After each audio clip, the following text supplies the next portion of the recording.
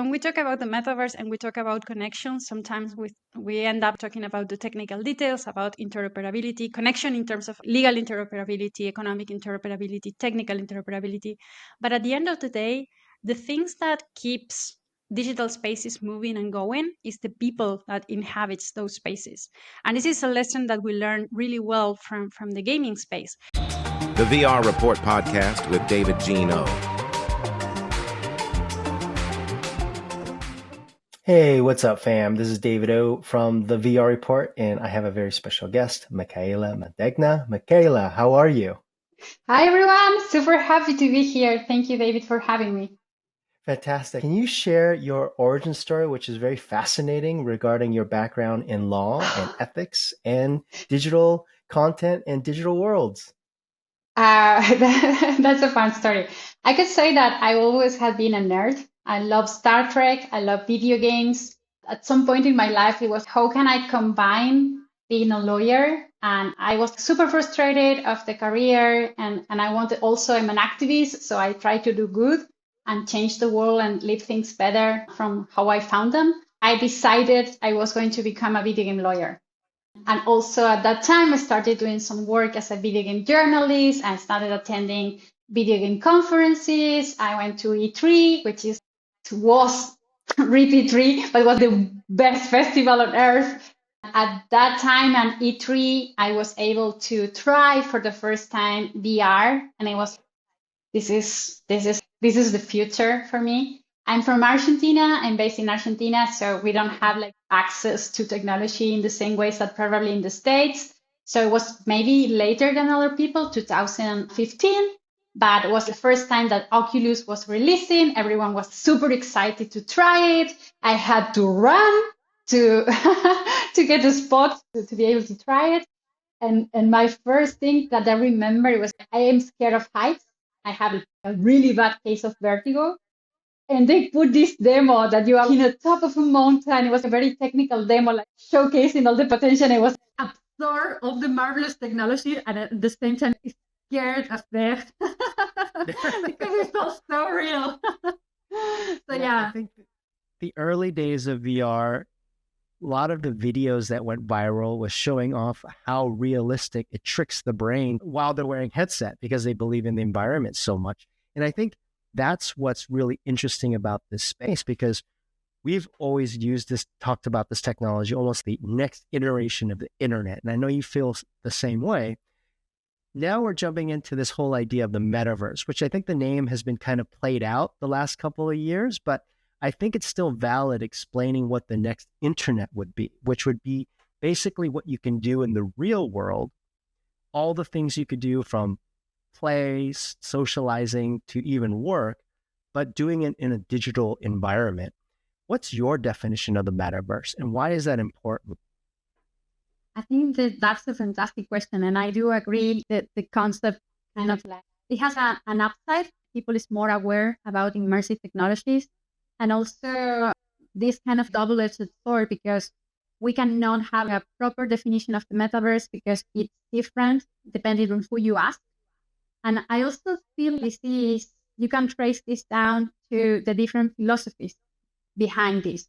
Because the people that is more close to Web3 and thinking about Web3 by ideas of decentralization, so they have one definition of the metaverse, and also thinking that you have one metaverse, you have one internet, but you have different websites. So in this kind of concept, I like to think about a bunch of grades, that you have different grades that are the different metaverses with lowercase m.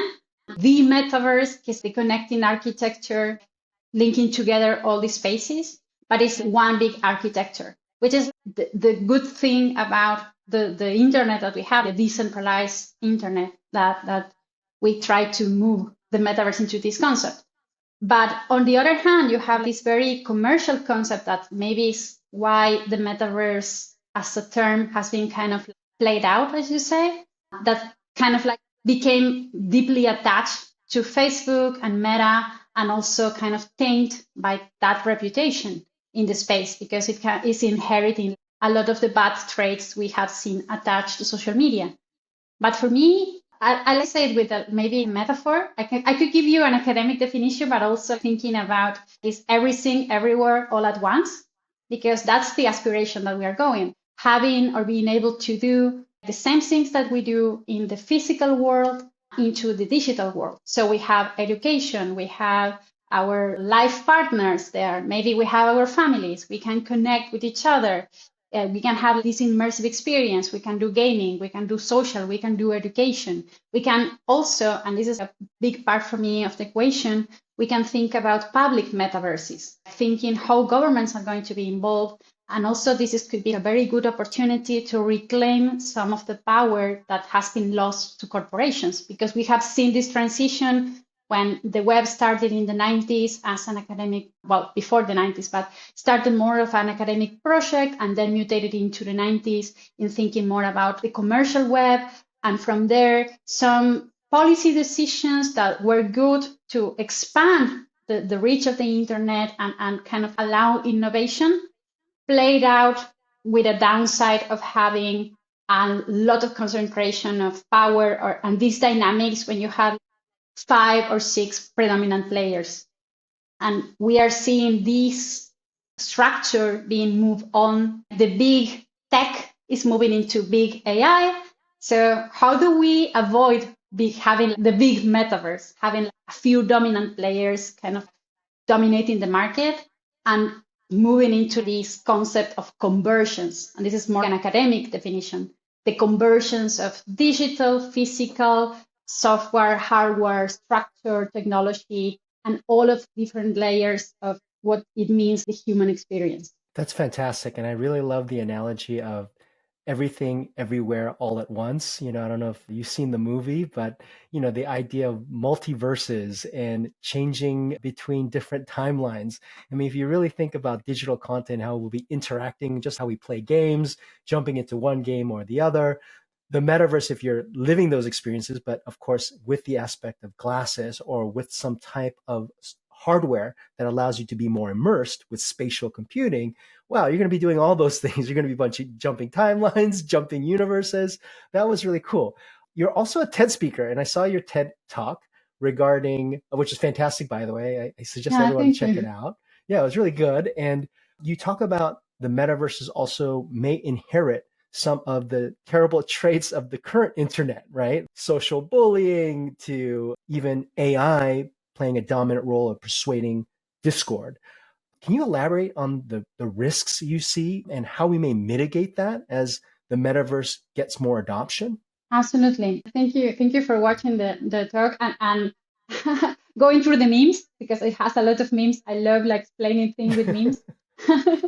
But the thing for me is that we have, before the internet, we didn't have this massive technology permeating, because maybe before the internet was electricity, this technology changing every single industry, but electricity was still somehow analogic. But when internet started to kind of grow and permeate into our society, it changed everything. We didn't have guidance on how to react from governments, from states, from what are the rules we should impose, how do we deal with different jurisdictions, because until that moment we lived in a world where we have territorial rules and you can apply law in your state, and we have a very different subset of rules. And I think it's a very interesting concept from McLuhan, thinking about how internet shrink, talking about the global village and how the internet shrink the size of the world and the time you need to communicate with each other. And one of the things is now, and we are seeing this with AI and we are going to see with the metaverse, we know what happened with the internet. So the main point of that talk was trying to say we should be aware of the mistakes, of the good things that we did to allow the technology to flourish, but at the same time, how some of these rules played out in a way that we allowed this concentration of power, and also creating these structures of surveillance, which is one of the kind of the key points you can take away from that talk. That we started with a very decentralized system, and the pioneers of the internet were thinking about censorship and how to avoid censorship and keep everyone communicated and keep people keep knowledge accessible. And we ended playing out in this kind of cage for surveillance, this state of surveillance capitalism that it ties out clearly of the predominant economic models for the internet. So one of my concerns is this is going to translate in the what I call the sustainability models for the metaverse. So if we are going to move into revenue-based models for this internet, for this metaverse, we are going to replicate the same things of the past internet. And I'm going to go with my geeky analogies, but it's the one ring to rule them all. It depends on which model are you going to choose. Are we going to have one metaverse? Are we going to have different metaverses? How are we going to play it out? And this is going to be really tightly connected on the decisions we made about how are we going to pay for this. Are we going to allow creative freedom? Are we going to try to recreate artificial scarcity, which is another of the things that for me is so puzzling, because we have on one hand this technology that's able to kind of inspire us and give us creative freedom, but at the same time, as people kind of put business models on top, we are trying to replicate the scarcity from the tangible world. So we are creating all of this, and that's why I say not everybody is going to be born equal into the metaverse, because it's going to depend on the connection that you have, on the hardware that you have to access the metaverse. So the thing is, how can we move on from this type of business models into a more sustainable future where you don't have to assume that the technology is spying on you? Yeah, I think surveillance is a big topic that people sometimes overlook. And going back to the theme, everything, everywhere, all at once, hardware itself and processing power, everything is getting rendered on the cloud. If we really want glasses that we can wear all day, well, that compute has to happen in the cloud. And now we have the advent of supercomputers. I don't know if you heard about this recent news with NVIDIA's co-founder. He actually started this AI program, donating his supercomputers, and NVIDIA also invested heavily in the University of Florida, I believe. And Ron DeSantis, the governor of Florida, put a kibosh to that because he didn't want, students from China or Iran basically providing sanctions against those types of students to study at University of Florida. So already we're seeing a discrepancy of access. But at the same time, there is the idea of, well, a national security. But now we have supercomputers that can process all this metadata. And to your point, we have these camera sensors that are capturing the environment, where you're at home, what surveillance becomes top of mind. How do we mitigate that? Is it about policy and about laws that we're thinking about this today? How do we go about it? That's a great question. I was thinking when you were talking about how the concept of privacy emerged, historically, what privacy meant, what privacy meant in the Middle Age, what privacy meant in ancient history, and kind of the more modern definitions of privacy.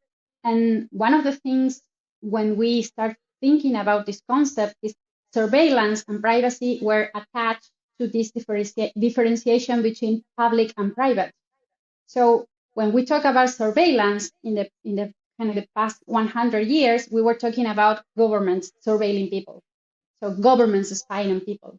And one of the interesting transitions into that is we are seeing now corporate surveillance, corporations and this commercial type of surveillance, which started yet again with this now kind of we need to know the customers. So if we have an internet that's based on selling you ads, I can provide you a better insight into your customer, which might not be real, because let's be honest that sometimes that's also a big thing about the companies that are kind of like trying to sell these insights that probably might or might not be real at some point. But the thing is, we created this thing where privacy is also a luxury, because if you want to stay private in some websites or in some services, you have to pay an extra fee. So we're creating this differential state where data is a currency. And I always love to quote this, and I'm a Star Trek fan, so I have somehow to put some Star Trek spin on this. But I always quote, if you go back to the 90s and you think about the next generation, you have a ship that had a computer on board. The Enterprise had this computer on board. But the thing is that nobody was assuming that the computer was listening to them. And it's interesting to think how in the 90s they envisioned privacy moving forward, because the internet was still nascent at that time. So it was known, of course, we didn't have social media as we have today. If you go back and watch some of the episodes, it's interesting to see, for example, if you ask the computer, where is Commander Riker? He's there, or Lieutenant Data is there. But it's like everyone was thinking that the computer was doing the right thing, and nobody was thinking of abusing that knowledge. And at the same time, maybe it's because of the plot of the series or whatever, but people was talking and doing and talking on the ship. Even the villains, they were kind of like plotting against someone, and the ship was not reporting on them. So there's an interesting concept about privacy, or the logs that the people was keeping in Star Trek. So how do we shift it from that point where technology was serving us to a point where technology is spying on us and we are just a byproduct of that? So how do we reclaim that? And that we were asking about policy. We have, of course, data protection regulations that are trying to rein in this. Internet, by its nature, doesn't have jurisdictions, but we regulated data flows, international data flows, in a way that we are trying to kind of put national barriers and kind of European barriers to how the data is flowing across the globe. So we are trying to make tangible what is intangible. So by kind of creating these sets of rules. But for me, it goes back to the business models and the decisions we made into those business models. I love that. And you're right. The concept of being able to talk to a supercomputer on the Enterprise, nobody ever thought that that computer was actually spying on you. That's such a grand concept, it was serving people. That's fascinating. You also have this great term that you use called the reality gradient, which is the blurring of the physical and the digital. And I think we talked about one example of the actual AI itself listening to you, but how else do you think the reality gradient affects our social lives, and what should companies or product owners start thinking about this as an important aspect of using this technology and getting adoption, but at the same time providing ethical standards to the whole idea of a reality gradient? Thank you for that. When I talk about the reality gradient, was sometimes, and I have to say that when I try to explain something, is because first I explain it to myself. So maybe when I started doing my research, it's the way I understood how these things work, or at least what makes sense of my mind. But for me, people started to talk about the physical reality and the digital reality as if they were two separate things. And it also reminded me, because it's my background as a gaming scholar, thinking about this concept of play in Wisinga and the magic circle. And if you go back to the 90s, there was this thing that people was like, in the internet, nobody knows you are a dog. So this separation between physical and digital is, okay, you close your computer and you go back to your quote unquote real life. And also this kind of terms of I am in real life, meeting people in real life. And I disagree with that concept of what real life is. Also, if you go to this book from David about Reality Plus, it has the same notion. Why are we talking about digital life as something that is different, of a lower quality that quote unquote life or real life? And this is something that as gamers, we know that we have formed friendships, bonds, meet people, meet our probably life partners online. So why is that experience lower or has a lower value than what is the tangible physical experience? So that's how I started thinking about this. It's not we are on separate states when we go from the tangible reality to maybe then occlude one sense or add one layer of meaning with augmented reality, because people started with these definitions that are very rigid about what augmented reality is and mixed reality, and now you are in virtual reality. And I think more about a gradient, a transition, when you go back from this to that. And maybe if you are now adding visuals, but you keep the sound around you, you are hearing. Maybe then you can go like to full occlusion and you have artificial senses. You are hearing things that are not there or seeing things that are not there. And this is something that kind of is more noticeable with the Apple Vision Pro, this gradient dimmer that you go back and forth and move back and forth. So it was interesting to see that something that I was talking ended up playing out on this device. I think that's a great example, because with my Apple Vision Pro, to be able to transition with that gradient, it's a powerful mechanism, right? Because I can also block out the world of what I don't want to see around me. And I think with the recent news of Meta's smart glasses, it's rumored to have their new real AR glasses where actually optics are incorporated into their Project Orion. People are interested about real AR glasses to actually have optics, because before with their Ray-Ban glasses, it was just really an AI assistant in your ear. But now if it has context of the world, wow, there's going to be a lot of things that come about that regards with ethical choices that even developers will have to make. Do you want occlusion to block out segmenting things in the world that you just don't want to see? Yeah, those are bringing up all different challenges. What do you think as policymakers should they start thinking about while this technology is at the forefront today? Yeah. Do you remember that experiment? I think it was an AR filter that switched every person into a smile. Every person was passing by, and it was a very uncanny video. But you end up seeing everyone smiling. We Happy Few. This is a game that people take drugs to be happy all the time, and it, for me, it reminded me of that. And for me, this kind of delves into really philosophical questions about the definitions of reality, and also how humans define what is real. Because we used to have this perception of reality through our senses. We have this very big problem in terms of internet policy and governance, that we are seeing this big polarization. People, because polarization is a big business for social media companies, because it drives engagement. We have a lot of experience of what happened, and also a lot of research has been done in this area. And the thing is, because we are thinking about this perception on how we learn about reality, and for me, what happens if we are seeing the same thing and you say it's green or it's violet?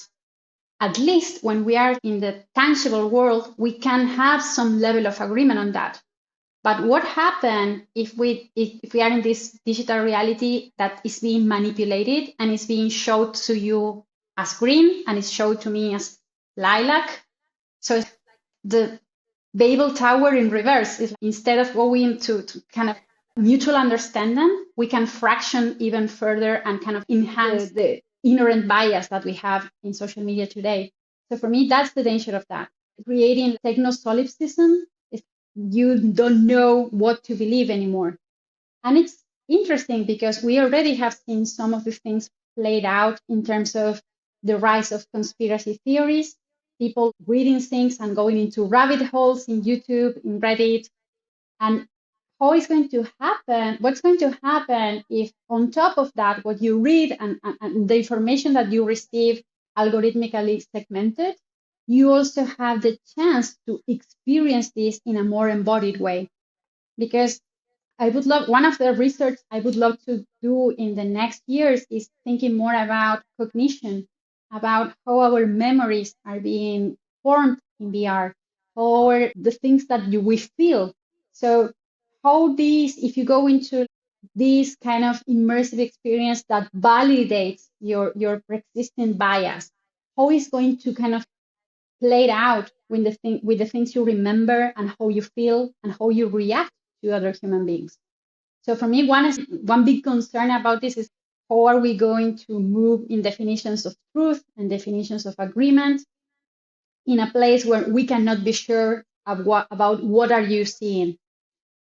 Something similar would be, for example, when people is talking about AI generated translations, and maybe we are thinking or that we are kind of listening to the same things, and there is some bias or some errors on the translation, and you are hearing something that's completely different from mine.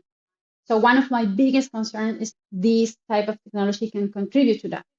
And from the policy perspective, it's like if we move past from the philosophical questions, it's hard to come to an agreement, because if you think how the legal systems around the world are structured, is you have regions.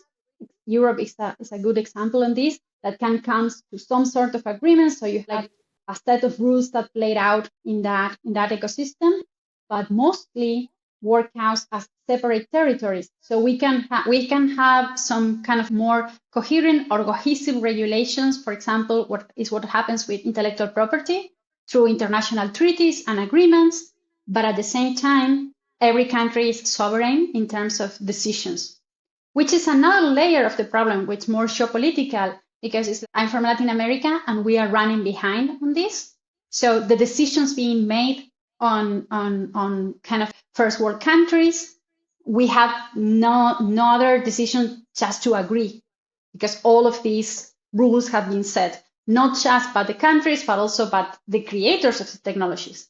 Because the kind of the soft law environment of the decisions being made in terms of service, in contracts, in what the things are that you have to agree when you access a service that are important. So it's a very difficult thing, because you have different moving pieces of this puzzle. I totally agree. And the whole idea of stating that's green versus someone saying that that's lilac, the whole idea of interoperability comes into play, where interoperability means being able to freely take one asset and to be able to move it into another domain and be able to have that movement, interoperability between those two states is really what this new metaverse or spatial web is really going to be about. I earned this item in one experience of Fortnite, and I want to take that same item into my Transformers world. Who's to say that that was lilac versus green when you jump into worlds? And I think that's really important. And what you had stated is, hey, we should start discussing at least asking those philosophical questions, so we can actually start thinking about policies that actually make those interoperability things happen. Am I grossly oversimplifying her, or is that No, you're correct. In fact, one of the things that I always think about is when you move from one country to the other and you have customs, you have to check your luggage, and nobody's telling you, at least if, of course, you have forbidden items, but for example, in terms of clothing, nobody's saying you, oh no, you cannot enter with this t-shirt from this brand, or you can use only this brand here. And this is something that could possibly be in digital worlds. Because when we think about interoperability, people tend to think about just the technical aspect of interoperability. How are we going to render this from this place in this other place? Or how are we going to kind of make it work? But also, and this is a big thing, for example, from video game developers, the economic interoperability. It's your asset. You spend money or loot boxes or time farming to get this beautiful item in, let's say, World of Warcraft. And now you want to move it here. And sometimes this doesn't work with the aesthetics of the game, but most of the time it doesn't work with the economics of, if you jump just into this game world with this huge gun that's so. Hey, Micaela, we're back. Hi, everyone. Here we are for part 2. So you may have noticed we changed our avatars. We had an issue with the recording the last time around because of an outage. Yeah, absolutely. And I live in Buenos Aires. I live in the metropolitan area of Buenos Aires. It's the capital city of Argentina. And nevertheless, sometimes when there is too much wind, there is power out. How do you say outage? Outage? Yeah. I think outage, so. and, or the Wi-Fi just went down, and it's because of the wind, sometimes because of the rain. Contradictions, because we are talking about the digital society and the digital world, but we are coming from places that not even this essential human right of accessing the internet, and something that I think during the COVID, it got really proven to people that accessing the internet and having a stable and having access to the internet is something that, as we see during the pandemic, was really important, because our continuing our education was depending on having a stable access to the internet. And people started to realize that it's not just something that is nice to be or nice to have, but it should be a human right having a proper and kind of stable connection to the internet. And it kind of, for me, ties back to how are we going to enter to the metaverse. I don't know if it was in part one of we talk about this, but I like to say that we are not born equal into the metaverse. And that's for me one of the biggest contradictions, because we are talking about this space where we think of it as unbounded, as you can be whatever you want to be, you can try things, you can create things, or as should be this place that you have all these building bricks at your disposal. But at the same time, we are not free from the constraints of the physical world, meaning we're going to apply some economic models, or meaning the constraints of having certain devices and hardware to access the metaverse, or in our case, for example, in Latin America, a stable connection that allows you to be in the room with the proper setup and not having to be nauseous because you have a bad connection or a bad device. Yeah, I think that's really important. We're not all born equal into the metaverse. We're not born equal into this world. And I do see reports in Latin America, the growth of the internet, and in terms of accessibility and ubiquity of high speed. There's a lot of reports talking about even the gaming industry, which is for a lot of people in technology is kind of a signifier of how fast technology will grow. And in terms of gamer adoption, I think the Latin America is actually one of the fastest growing markets for gaming. And it's going to surpass tens of billions of dollars in the next 10 years.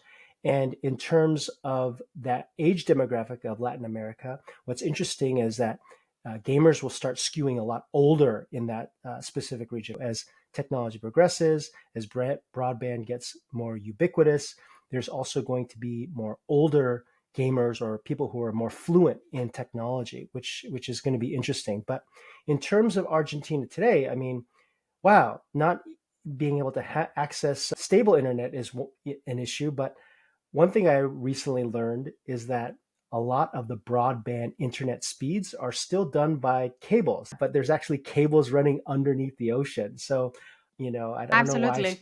Yeah, I shared that, There but has I been just like found it really interesting. some funny things that happened when those cables went down and someone was digging in the wrong place, and we didn't have internet as a consequence of that. Yeah, and there is this, particularly in this political moment in Argentina, there is this tension between opening up the country, but at the same time trying to protect the rights that we already have.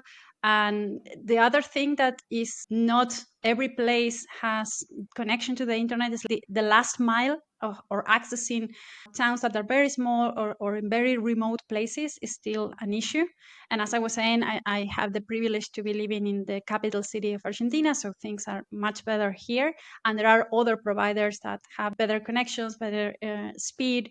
Also, as you were saying, gaming was a huge impulse for the industry, but there is still this lacking of investment in infrastructure that kind of allows to have better connections, because sometimes you have like this disparity between the speed that you have for downloading and uploading, which is important for people that is doing. And there is, I think, this kind of still prejudice that the internet is something that is leisure, and instead of seeing that a lot of people works today through the internet and thanks to the internet, so having a stable access to it, it's the way that the thing you need to work, is a necessity to work. But yeah, gaming has been a huge thing here in Argentina. And one of the things, and I would love to give a shout out to the Latin American industry, is there is a lot of creativity, there is a lot of talent here. Unfortunately, our economies are not as stable in terms of investments or in terms of founding a company. We used to joke that is doing it in the ultra hard level. If you want to kind of create a startup here and kind of have your own studio of video games, it's going to be really difficult because of the different hoops that you have to kind of go through in terms of economics, in terms of political changes. But nevertheless, there is still a really vibrant industry. And I don't know when this is going to get out, but it is before GDC and the Game Developers Conference. Be sure to check out. There's going to be a lot of Argentinians there presenting their games. That's wonderful. Yeah, GDC is around the corner. I'm really excited about that. It's the big game developer conference where a lot of people who are behind the scenes making games congregate to talk about the industry. Talking about gaming, And moving on to the metaverse, you had mentioned that the metaverse has a potential to become a digital ghost town. What do you think we need to do as an industry to make sure that there's meaningful human interaction? And what strategies do you suggest for fostering a community for the metaverse so they don't become ghost towns? Absolutely. That's a fantastic question. And thank you, because nobody asked me about this. And I love to talk about this. Because when we talk about the metaverse and we talk about connections, sometimes we end up talking about the technical details, about interoperability, connection in terms of interoperability. And as we were talking about legal interoperability, economic interoperability, technical interoperability. But at the end of the day, the things that keeps digital spaces moving and going is the people that inhabits those spaces. And this is a lesson that we learned really well from the gaming space. You could have the best graphics, you can have kind of better sound, whatever. But if you don't have an engaging story and a meaningful community that kind of hooks in that story, your game potentially is not going to perform well. And there are kind of interesting examples about that, and particularly from the past year, we have seen the huge and insane success of Baldur's Gate 3, which is an amazing game. And it's weird because it's not the usual model that we are thinking in this world, thinking about a game that is going to have an online games as a service, but it's also more kind of a single player game. You can play with other persons, of course, you can have another people in your party. But the thing is, not the traditional route. But the game is not just a success because it's an excellent game, but also it had a huge amount of people behind it that created a community that's interacting with the developers. That for me is a really interesting space to follow, because how the game was developed with a lot of involvement with people that was testing the game, that was trying the game, what it was in development. And also they continue to give feedback to the developers take that feedback and implement those changes. And this kind of foreign going with the community made the game so strong in those terms. And that's what I'm thinking about. You can create, you can have investment, you can have a lot of people working. And this is something that happens with Horizons, is maybe you don't have engaging content, maybe you don't have people that kind of make a home in that digital world, and therefore you're not going to succeed in the long run. So for me, this is something that is really, really important and something to kind of look for future metaverses. Have an engaging stories, have meaningful connections, and have a community that's going to sustain your game your game or metaverse in the long term. Yeah, and I think to add one other point is that whatever you build and there's interactivity, and if you're calling a metaverse, let's just pick on Horizon because you had mentioned it.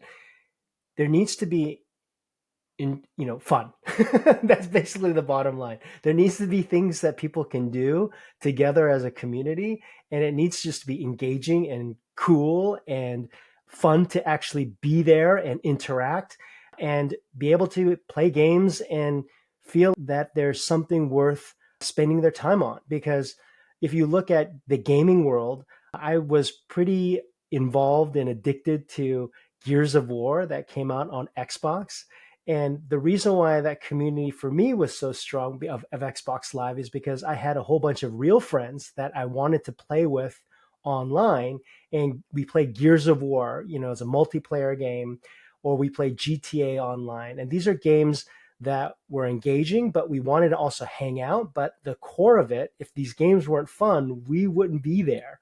And I think that's something a lot of companies tend to forget, is that these interactive experiences, especially if they're digitally online, it just needs to be fun. It needs to go through all you mentioned the user testing of Baldur's Gate, of doing reiterative processes, of reiterating the concept of fun. And a lot of this is basically baked into the gaming industry.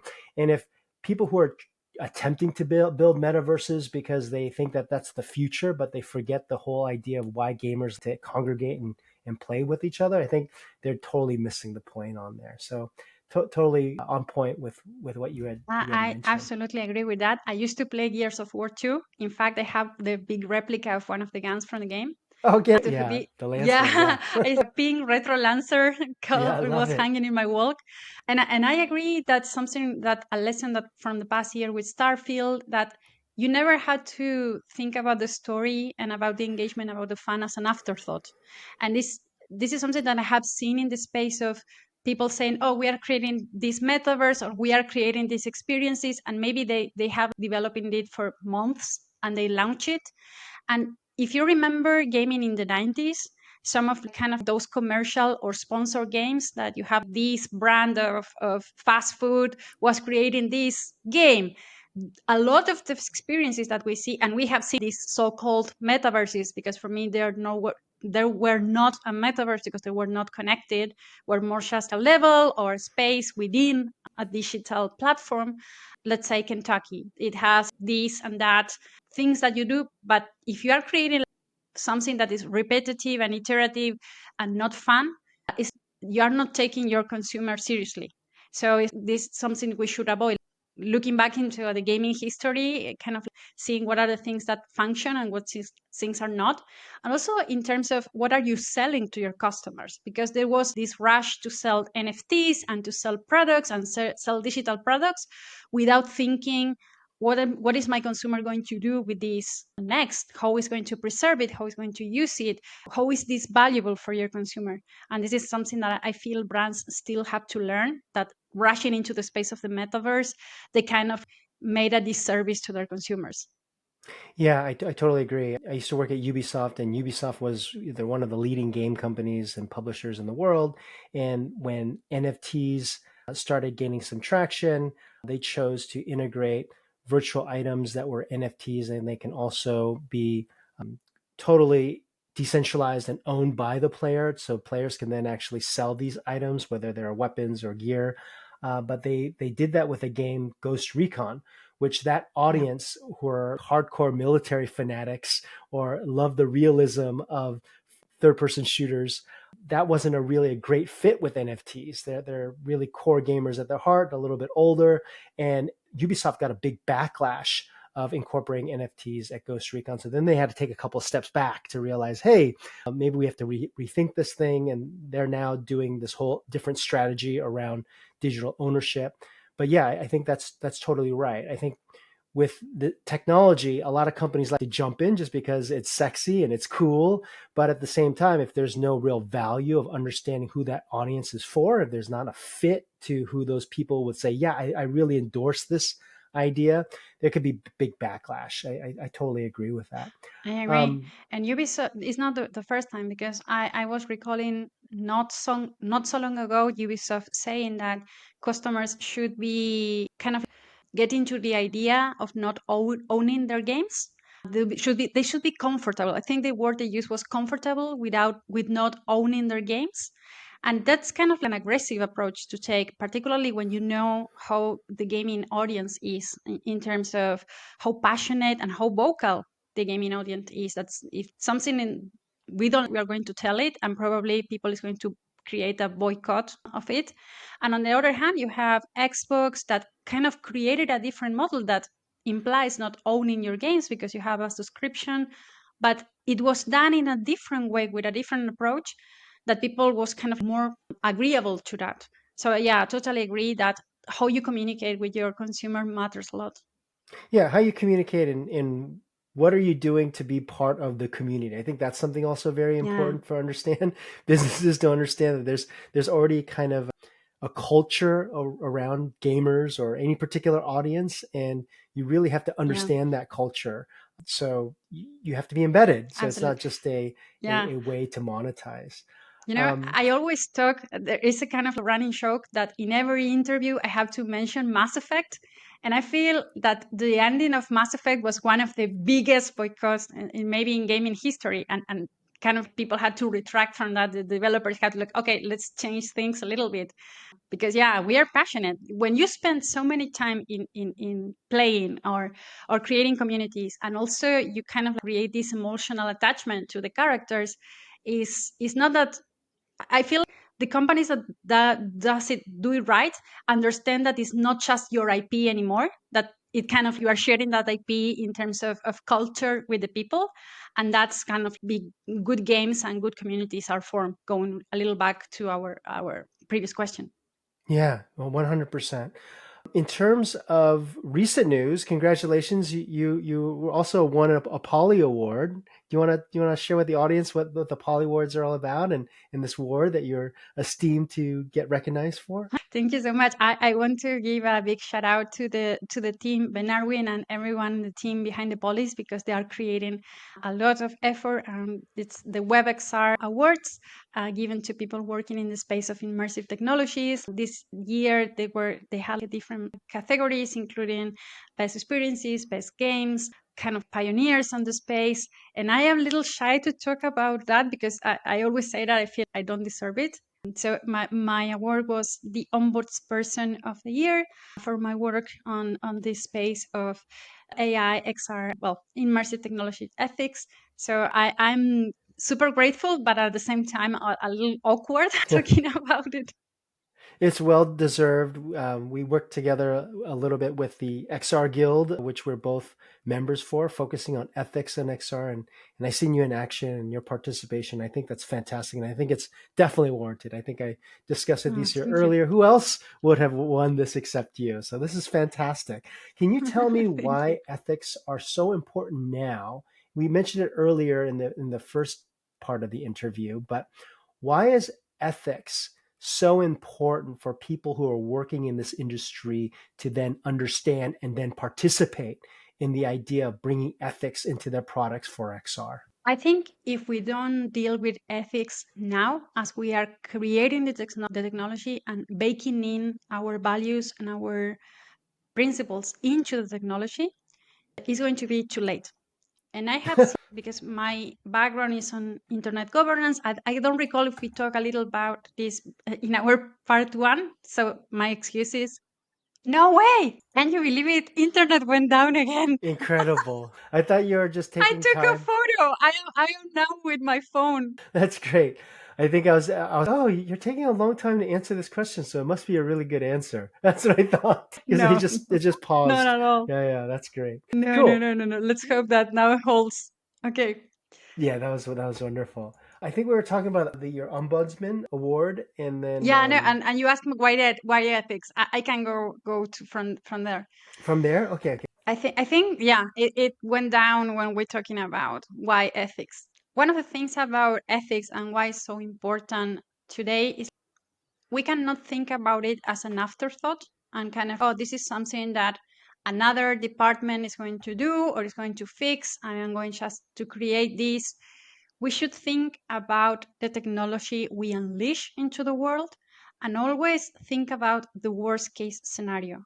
Who could be hurt by this technology? How could this technology could be abused? And for example, one thing I have been researching for the past 2 years is thinking about neurotechnology and how this could be life changing for people that is paralyzed or have not the ability to move. But on the other hand, the thing is, we know that companies have not been the best at self-regulating themselves, and we have seen this with the internet.